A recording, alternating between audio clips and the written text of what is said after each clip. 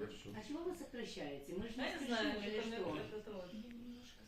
Ну спешит Да, Наташа. Наташа да, уйдет, когда ей нужно будет Я уйти. посмотрю потом все. Да, Наташа уйдет, когда ей нужно. У нее уже были четки, да, По кажется? 3 осталось. По минимуму. Продолжим наши эти кулинарные эксперименты. Называется история «Секрет приготовления гуакамоле» или изысканные рецепты на нашем столе. Вы знаете, в жизни я у себя ненавижу однообразие.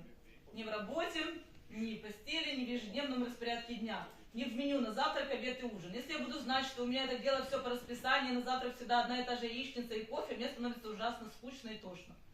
Когда мне скучно и под руку попадает доктор, то, конечно, держите меня семеро. Тут начинается тирада обо всех грехах мира, совершенных им. А в итоге Кате просто хочется разнообразия. И она решила, что сегодня у нас на ужин будет гуакамоле. И Кацману такие расклады, конечно же, всегда не по нраву. Он привержен из классики во всех отношениях, от распорядка дня и до еды. Ну, ваши очи бачили, що брала, як то кажуть.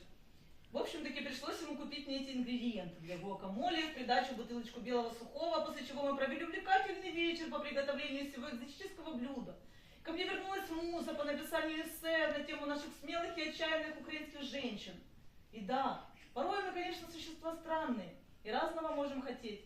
Но по итогу только мы, ведь женщины, приносим счастье и гармонию в этот сошедший с ума мир вокруг.